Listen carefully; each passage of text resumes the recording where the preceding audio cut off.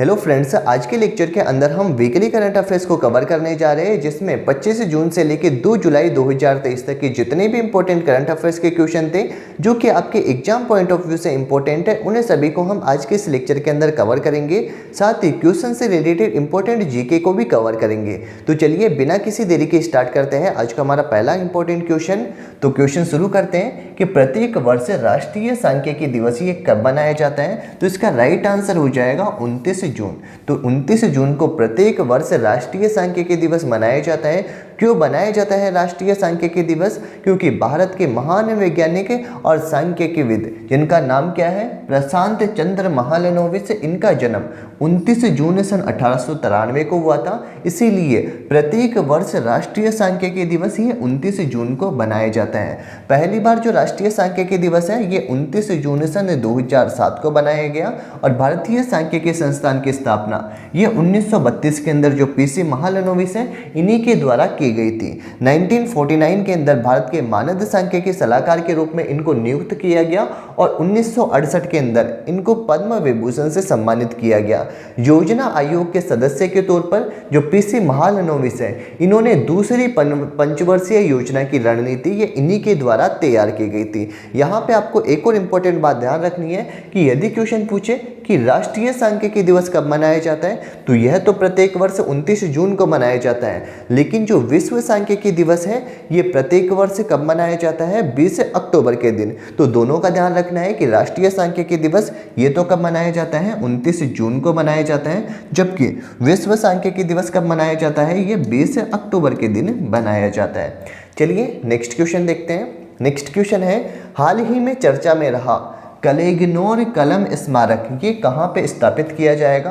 तो इसका right answer है चेन्नई के अंदर कलेगनोर कलम स्मारक इसको स्थापित किया जाएगा। जैसा कि आपको यहाँ पे फोटो में दिखाई दे रहा है, यही है कलेगनोर कलम स्मारक, जिसको चेन्नई के अंदर जो मरीना बीच है, यहाँ पे है मरीना बीच। इस मरीना बीच से लगभग कितनी 350 मीटर की दूरी पर इसको स्थापित किया जाएगा।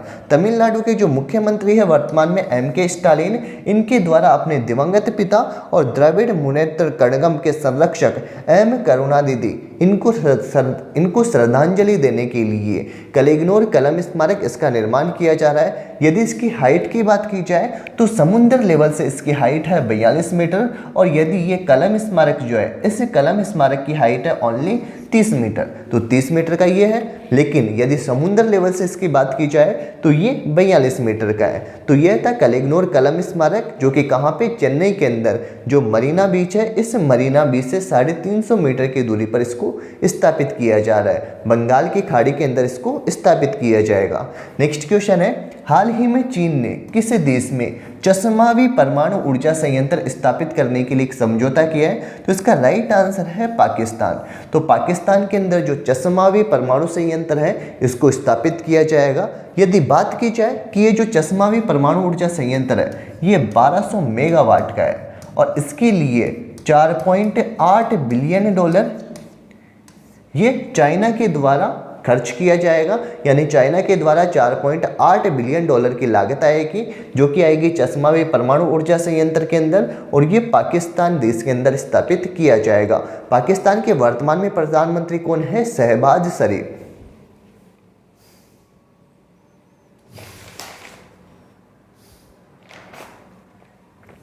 चलिए यहीं पे हम भारत के कुछ परमाणु ऊर्जा संयंत्रों को कवर कर लेते हैं। जैसे जो केगा परमाणु ऊर्जा संयंत्र है ये कर्नाटक राज्य के अंदर स्थित है, तारापुरा महाराष्ट्र के अंदर, काकरापार कहाँ पे है, ये गुजरात राज्य के अंदर स्थित है, नरोरा उत्तर प्रदेश के अंदर स्थित है, रावतभाटा जो कहाँ पे है, राजस्थान के अंदर स्थित है, कलपक्कम ये तमिलनाडु के अंदर स्थित है। और इसके बारे में आपको ध्यान देना है कि ये भारत का पहला पूरी तरह से स्वदेशी रूप से निर्मित परमाणु ऊर्जा संयंत्र है।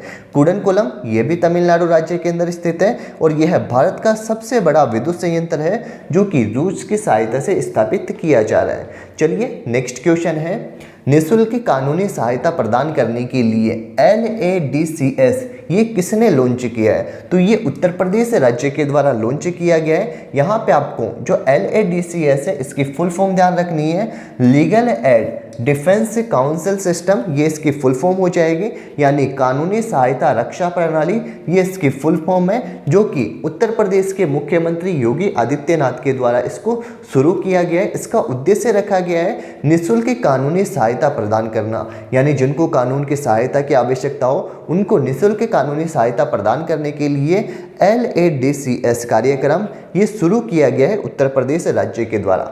नेक्स्ट क्वेश्चन है यहीं पे, हाल ही में प्रधानमंत्री नरेंद्र मोदी को किस देश के सर्वोच्च राजकीय सम्मान, जिसका नाम क्या है, ऑर्डर ऑफ द नाइल, इसे सम्मानित किया गया है? तो जो ऑर्डर ऑफ द नाइल है ये सम्मान मिस्र देश के द्वारा दिया गया है। भारत के जो प्रधानमंत्री हैं नरेंद्र मोदी, इनको अभी हाल ही के अंदर दिया गया है।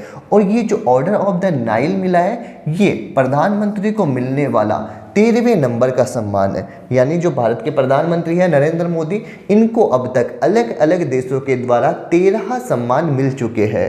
तो अपने 9 साल के करियर के अंदर इनको 13 सम्मान मिल चुके हैं। अभी हाल ही में मिस्र देश के द्वारा ऑर्डर ऑफ द नाइल ये अवार्ड दिया गया, सऊदी अरब के द्वारा दिया जा चुका है, भूटान देश के द्वारा, फिलिस्तीन UAE के द्वारा ऑर्डर ऑफ द जायद अवार्ड, रसिया के द्वारा दिया जा चुका है, अफगानिस्तान देश हो गया, Maldives, Bahrain, USA, Republic of the Palau, Fiji और एक है Papua New Guinea.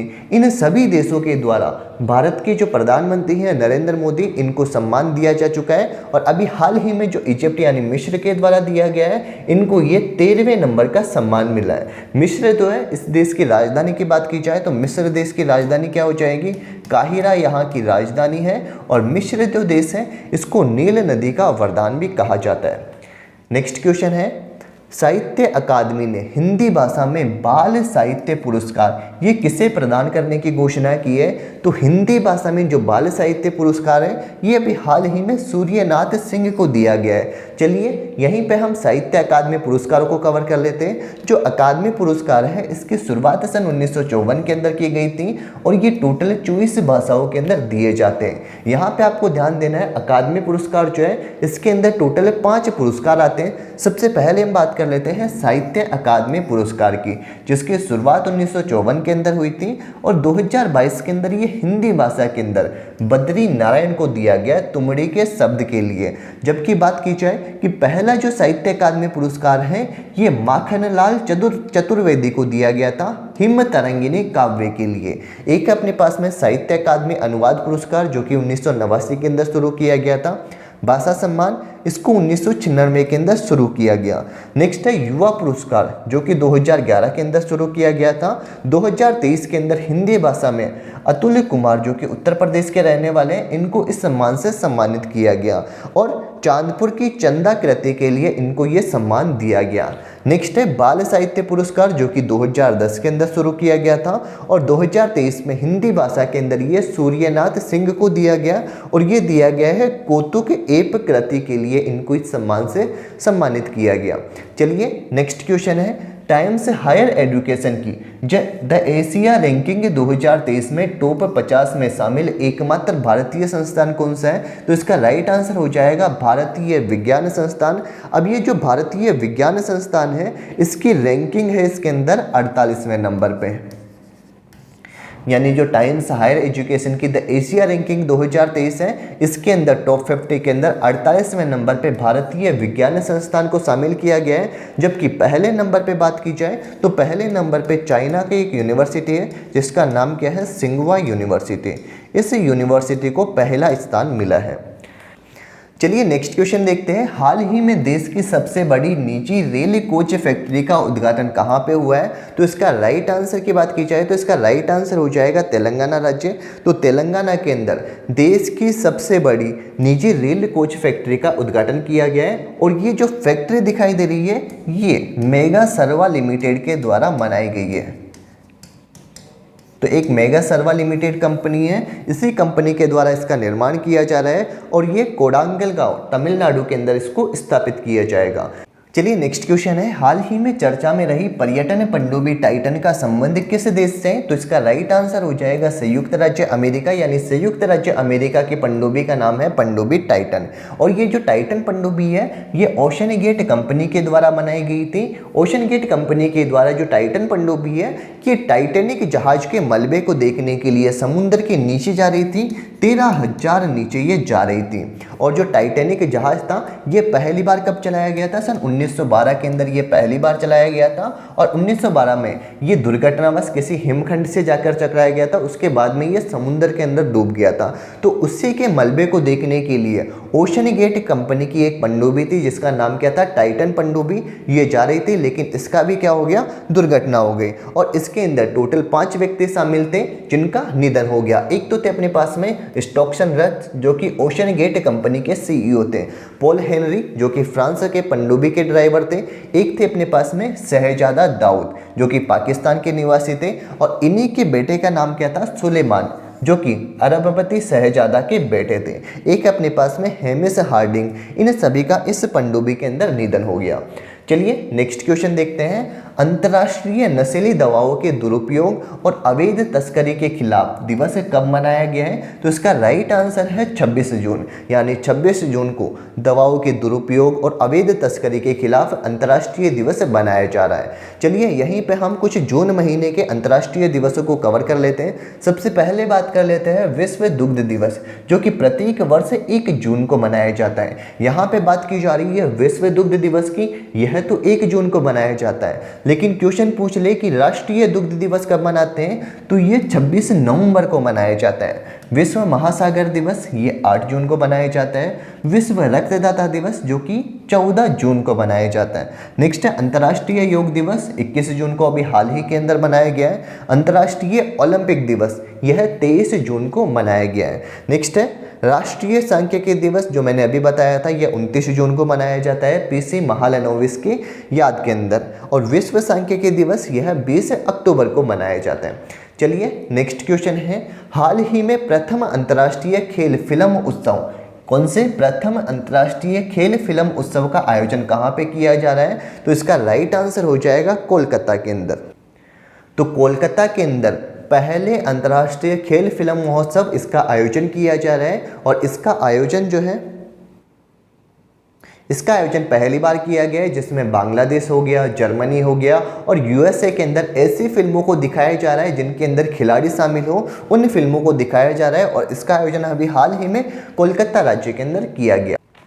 Next question है, हाल ही में तेजस MK2 हल्के लड़ाकू विमान के इंजन निर्माण के लिए किस देश के साथ समझौता किया है? तो इसका राइट आंसर हो जाएगा संयुक्त राज्य अमेरिका। नेक्स्ट क्वेश्चन है, हाल ही में खार्ची पूजा महोत्सव कहां प्रारंभ हुआ है? तो जो खार्ची पूजा महोत्सव है ये त्रिपुरा के अंदर इसका आयोजन किया गया। खार्ची पूजा महोत्सव जो है ना ये आषाढ़ शुक्ल अष्टमी के दिन ये मनाया जाता है। कब मनाया जाता है? आषाढ़ शुक्ल अष्टमी के दिन मनाया जाता है। और यह त्योहार आदिवासी समुदाय के द्वारा मनाया जाता है। चलिए नेक्स्ट यहीं पे हम कुछ प्रमुख त्योहार को कवर करते हैं। हरेला त्योहार ये छत्तीसगढ़ राज्य के द्वारा मनाया जाता है। पिंडवानी नृत्य छत्तीसगढ़ राज्य के द्वारा मनाया जाता है। एक अपने पास में काला घोड़ा महोत्सव और एक है लावनी नृत्य, दोनों के दोनों महाराष्ट्र राज्य के द्वारा मनाए जाते हैं। दीपोत्सव महोत्सव जो कि वाराणसी उत्तर प्रदेश के अंदर आयोजन किया गया है अभी हाल ही के अंदर। चिरकुल्ला महोत्सव और एक है नौटंकी, ये दोनों के दोनों उत्तर प्रदेश के अंदर। टुलिप फेस्टिवल जम्मू कश्मीर के अंदर आयोजित किया जाता है। हॉर्नबिल त्योहार की बात की जाए तो ये नागालैंड के अंदर मनाया जाता है। माजुली फेस्टिवल असम के अंदर और एक अपने पास में हेमिस गोमप्पा फेस्टिवल जो कि लद्दाख के अंदर इसका आयोजन किया जाता है। चलिए नेक्स्ट क्वेश्चन है, हाल ही में लॉन्च की गई योग सूत्र फॉर चिल्ड्रन नामक पुस्तक के लेखक कौन है? तो द योग पुस्तक फॉर चिल्ड्रन इसकी पुस्तक का नाम हो जाएगा, ये रूपा पाई के द्वारा इसको लॉन्च किया गया। चलिए यहाँ पे हम कुछ इंपोर्टेंट पुस्तकों को कवर कर लेते हैं। बालाकोट एयर स्ट्राइक ये मनन भट्ट की पुस्तक थी। मालगुडी डेज यह आर के नारायण के द्वारा लिखी गई है। चेकबुक की बात की जाए तो ये वासुदेव मोही के द्वारा लिखी गई। इंडिया विंस फ्रीडम ये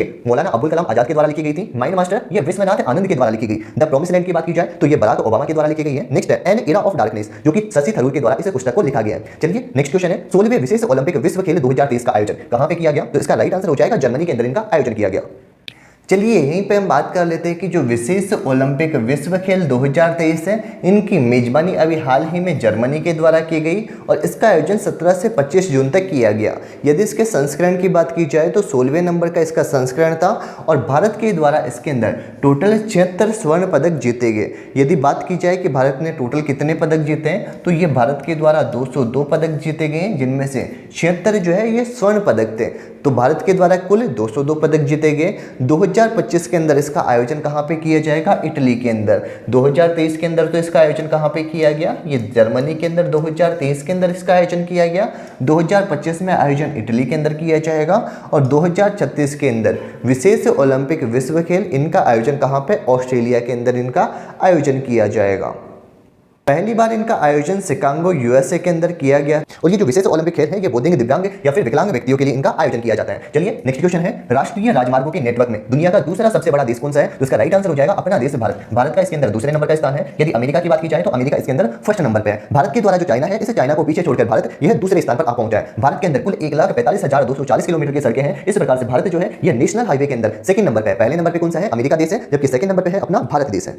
यहीं पे आपको ध्यान देना है कि भारत के सड़क परिवहन और राजमार्ग मंत्री की बात की जाए तो ये वर्तमान में नितिन गडकरी है। चलिए नेक्स्ट क्वेश्चन है, जॉन बेनिस्टर गुडएनफ का अभी हाल ही में निधन हो गया 101 वर्ष की उम्र के अंदर। तो इन्होंने किसका आविष्कार किया था? तो जो जॉन बेनिस्टर गुडएनफ है, इन्होंने लिथियम आयन बैटरी का आविष्कार किया था और लिथियम आयन बैटरी का आविष्कार के जनक जॉन बेनिस्टर गुडएनफ, इनका अभी हाल ही के अंदर निधन हो गया। इन्होंने सन 1980 के अंदर लिथियम आयन बैटरी की खोज की थी। कहां पे? ऑक्सफोर्ड यूनिवर्सिटी के अंदर। और सन 2019 के अंदर इनको रसायन विज्ञान का नोबेल पुरस्कार दिया गया, जो कि इनको 97 साल की उम्र के अंदर दिया गया। इसी के साथ साथ ये सबसे उम्रदराज व्यक्ति है जिनको नोबेल पुरस्कार मिला है। तो ये भी आपको ध्यान रखना है कि सबसे उम्रदराज व्यक्ति जिनको नोबेल पुरस्कार मिला है यह है गुडएनफ, जिनको 97 साल की उम्र के अंदर 2019 के अंदर रसायन विज्ञान का नोबेल पुरस्कार दिया गया। चलिए नेक्स्ट क्वेश्चन है, हाल ही में उत्तर प्रदेश राज्य के किस उत्पाद को भौगोलिक संकेतक यानी जो जीआई टैग है ये दिया गया? तो जीआई टैग अभी हाल ही में उत्तर प्रदेश राज्य की टोटल 7 प्रोडक्ट है, इनको भी हाल ही में दिया गया। एक तो है अमरोहा ढोलक, महोबा गोरा पत्थर, हस्तशिल्प मैनपुरी। तो उपयुक्त सभी ये हो जाएगा इसका राइट आंसर। चलिए आगे हम देखते हैं कि उत्तर प्रदेश राज्य के जो 7 प्रोडक्ट थे जिनको अभी हाल ही में जीआई टैग दिया गया वो कौन कौन से हैं। एक तो है अमरोहा ढोलक, कालपी हस्तशिल्प कागज, बागपत होम फर्निश, बाराबंकी हथकरघा उत्पाद, महोबा गोरा पत्थर हस्तशिल्प, मैनपुरी तराकीसी, संबल हॉर्न क्राफ्ट। तो ये टोटल 7 उत्पाद थे जिनको अभी हाल ही में उत्तर प्रदेश राज्य का जीआई टैग दिया गया। यहीं पे जीआई टैग से रिलेटेड आपको जीके भी ध्यान रखनी है कि जीआई टैग का अधिनियम 1999 के अंदर आया गया था और इसको लागू कब किया गया? 2003 के अंदर। लेकिन ध्यान देना है कि 1999 में अधिनियम आया, 2003 के अंदर इसको लागू किया गया, लेकिन पहली बार सन 2004 के अंदर दार्जिलिंग की चाय इसको जीआई टैग दिया गया। जीआई टैग जो है ये 10 वर्षों के लिए दिया जाता है और इसका आदर्श वाक्य क्या हो जाएगा? अतुल्य भारत की अमूल्य निधि, ये हो जाएगा इसका आदर्श वाक्य। चलिए नेक्स्ट क्वेश्चन है, हाल ही में हेमिस महोत्सव का आयोजन कहां किया गया? तो जो हेमिस महोत्सव है ये लद्दाख के अंदर इसका आयोजन किया जाता है।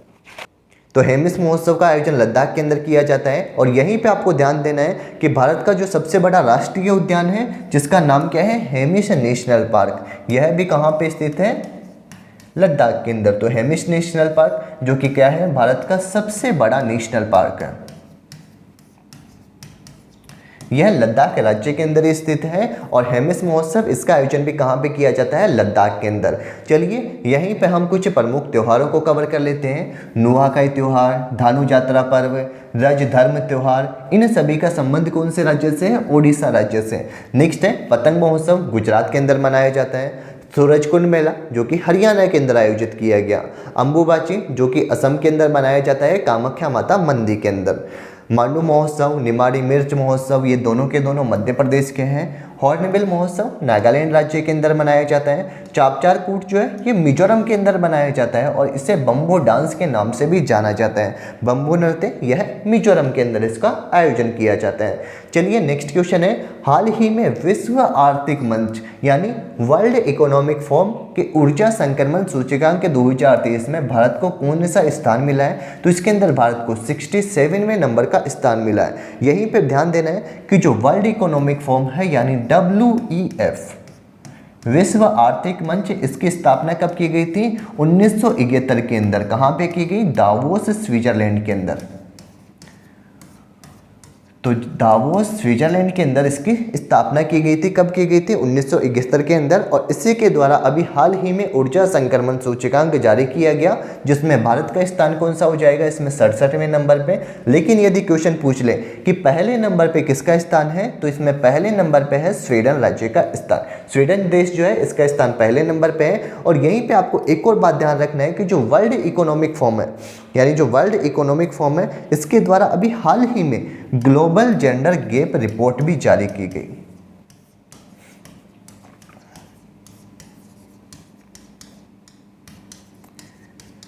ग्लोबल जेंडर गैप रिपोर्ट जारी की गई थी जिसमें भारत का स्थान इसमें कौन सा हो जाएगा? 127वें नंबर का स्थान हो जाएगा इसमें भारत का।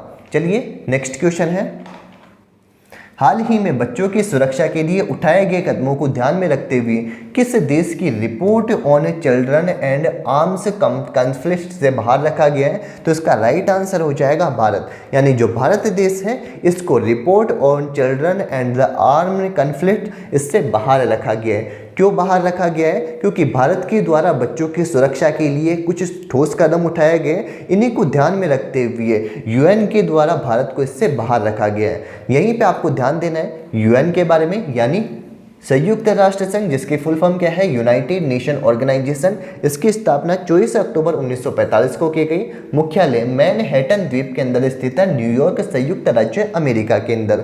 महासचिव वर्तमान में एंटोनियो गुटेरेस है। फर्स्ट नंबर के महासचिव की बात की जाए तो ये ट्रिगवेली थे, जो कि नॉर्वे के निवासी थे। सदस्य राष्ट्रों की संख्या इसमें टोटल 193 देश हैं और दक्षिणी सूडान को अभी हाल ही में शामिल किया गया। स्थापना के समय सदस्य देशों की संख्या की बात की जाए तो इस समय टोटल 51 देश इसमें शामिल थे।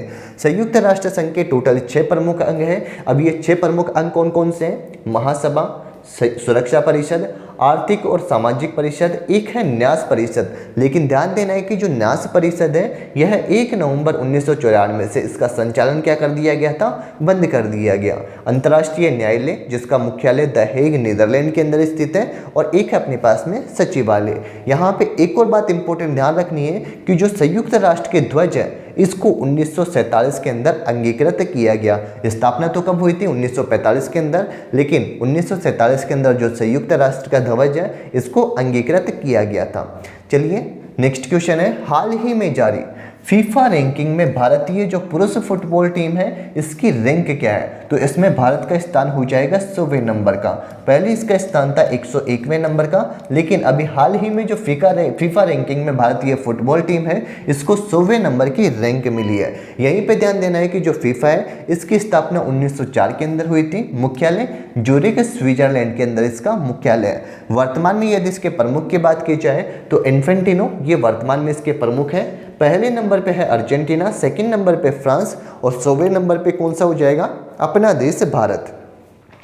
चलिए नेक्स्ट क्वेश्चन है, किससे राज्य में वन टेप वन ट्री अभियान शुरू किया है? तो ये उत्तर प्रदेश राज्य के अंदर इसकी शुरुआत की गई है। कौन सा? वन टेप वन ट्री अभियान, ये उत्तर प्रदेश राज्य के अंदर शुरू किया गया, जो कि ग्रामीण क्षेत्रों के अंदर शुरू किया गया है। और इसमें प्रत्येक नल कनेक्शन के ऊपर एक पौधा दिया जाएगा जिसकी देखभाल करनी होगी। तो यही है वन टेप वन ट्री अभियान, जो कि उत्तर प्रदेश राज्य के द्वारा शुरू किया गया।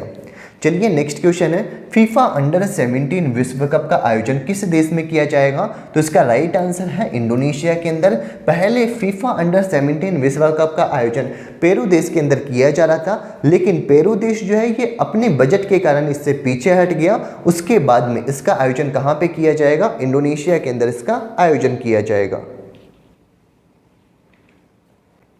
चलिए नेक्स्ट क्वेश्चन है, वनडे क्रिकेट इतिहास में सुपर ओवर में सबसे बड़ा स्कोर किस टीम ने बनाया है? तो इसका राइट आंसर हो जाएगा नीदरलैंड की टीम ने, यानी जो नीदरलैंड है इसने वनडे के इतिहास में सुपर ओवर में सबसे बड़ा स्कोर बनाया है। और नीदरलैंड की टीम ने इसके अंदर टोटल कितने? 30 रन का स्कोर बनाया है। तो ध्यान देना है, आईसीसी वनडे विश्व कप 2023 के एक मैच के दौरान जो नीदरलैंड है इसने सुपर ओवर के अंदर 30 रन जड़कर नया रिकॉर्ड बनाया है। ध्यान देना है, नीदरलैंड के ऑलराउंडर जिनका नाम क्या है? लोगन वेन बिक ने वेस्ट इंडीज के ऑलराउंडर जिनका नाम क्या है? जेसन होल्डर के सुपर ओवर में 30 रन बनाए और 30 रन बना के इन्होंने क्या कर लिया है? विश्व रिकॉर्ड बना लिया है। तो यही था हमारा क्वेश्चन कि वनडे क्रिकेट इतिहास में सुपर ओवर में सबसे बड़ा स्कोर किस टीम ने बनाया है? ये नीदरलैंड की टीम ने बनाया। टोटल 30 रन इस टीम के द्वारा बनाए गए। चलिए नेक्स्ट क्वेश्चन है, भारत का अब तक का सबसे बड़ा बहुपक्षीय वायुसेना अभ्यास जिसका नाम क्या है? तरंग शक्ति, इसका आयोजन कहाँ किया जाएगा? तो इसका राइट आंसर हो जाएगा राजस्थान के अंदर। राजस्थान की राजधानी हो जाएगी जयपुर और यहाँ के मुख्यमंत्री वर्तमान में है अशोक गहलोत। नेक्स्ट यहीं पे हम कुछ प्रमुख युद्धाभ्यासों को कवर कर लेते हैं। मालाबार युद्धाभ्यास जो कि ऑस्ट्रेलिया प्लस जे का मतलब क्या हो जाएगा? जापान, अमेरिका और इंडिया, इनके मध्य आयोजित किया जाता है। तो मालाबार युद्धाभ्यास ऑस्ट्रेलिया, जापान, अमेरिका और इंडोनेशिया के मध्य इसका आयोजन किया जाता है। एक अपने पास में शक्ति, वरुण और गरुड़, ये तीनों के तीनों युद्धाभ्यास जो है ये भारत और फ्रांस के द्वारा इनका आयोजन किया जाता है। लेकिन जो शक्ति युद्धाभ्यास है आर्मी के द्वारा, वरुण युद्ध अभ्यास नेवी के द्वारा और गरुड़ युद्ध अभ्यास एयरफोर्स के द्वारा इसका आयोजन किया जाता है। एक तो है गरुड़ युद्ध अभ्यास और एक है गरुड़ शक्ति, दोनों ही अलग अलग है। गरुड़ युद्ध अभ्यास तो भारत और फ्रांस के मध्य, जबकि गरुड़ शक्ति ये भारत और इंडोनेशिया के मध्य इनका आयोजन किया जाता है। समुद्र शक्ति जो है यह भी भारत और इंडोनेशिया के मध्य इसका आयोजन किया जाता है। चलिए नेक्स्ट क्वेश्चन है, हाल ही में भारत का सबसे बड़ा बैंक दुनिया का चौथा सबसे मूल्यवान बैंक बन गया है, तो इसका राइट आंसर हो जाएगा HDFC बैंक। HDFC बैंक और HDFC फाइनेंस कंपनी जो है इन दोनों का अभी हाल ही के अंदर विलय कर दिया गया है और इसके विलय के बाद में जो HDFC बैंक है ये दुनिया की चौथे नंबर का सबसे बड़ा बैंक बन गया है, जिसकी कुल मार्केट वैल्यू की बात की जाए तो ये 171.8 बिलियन डॉलर के आसपास है। यदि बात की जाए कि इसमें सबसे बड़ा बैंक कौन सा है तो JP Morgan चेस बैंक जो है ये सबसे पहले स्थान पर है, जिसकी कुल मार्केट कैप की बात की जाए तो 416 बिलियन डॉलर के आसपास इसकी कुल मार्केट वैल्यू है। चलिए नेक्स्ट क्वेश्चन है, कौन सा राज्य महाकुंभ 2025 के कार्यक्रम की मेजबानी करने के लिए तैयार है, तो इसका राइट आंसर हो जाएगा उत्तर प्रदेश राज्य। तो उत्तर प्रदेश राज्य के द्वारा महाकुंभ 2025 का आयोजन किया जाएगा। यहीं पे आपको ध्यान देना है कि जो महाकुंभ है ये 4 तीर्थ स्थानों के अंदर इसका आयोजन किया जाता है। एक तो है उत्तराखंड राज्य के अंदर गंगा नदी के ऊपर हरिद्वार के अंदर इसका आयोजन किया जाता है। नेक्स्ट है मध्य प्रदेश के अंदर शिप्रा नदी के ऊपर उज्जैन के अंदर इसका आयोजन किया जाता है। महाराष्ट्र की बात की जाए तो महाराष्ट्र के अंदर गोदावरी नदी के ऊपर नासिक के अंदर इसका आयोजन किया जाता है। और एक है उत्तर प्रदेश राज्य जहाँ पे महाकुंभ 2025 का आयोजन किया जाएगा और ये गंगा नदी, यमुना नदी और सरस्वती नदी इन तीनों नदियों के संगम के ऊपर प्रयागराज के अंदर इसका आयोजन किया जाएगा। तो ये था आज का हमारा एक इंपॉर्टेंट वीकली करंट अफेयर्स का वीडियो। अगर आपको हमारा वीडियो पसंद आया हो तो वीडियो को लाइक कीजिए, साथ ही हमारे चैनल स्टडी 147 को सब्सक्राइब कीजिए ऐसे ही लेटेस्ट स्टडी वीडियो सबसे पहले देखने के लिए। जल्द ही मिलेंगे आपसे ऐसे ही कुछ इंटरेस्टिंग वीडियो के अंदर। तब तक के लिए बाय बाय, टेक केयर।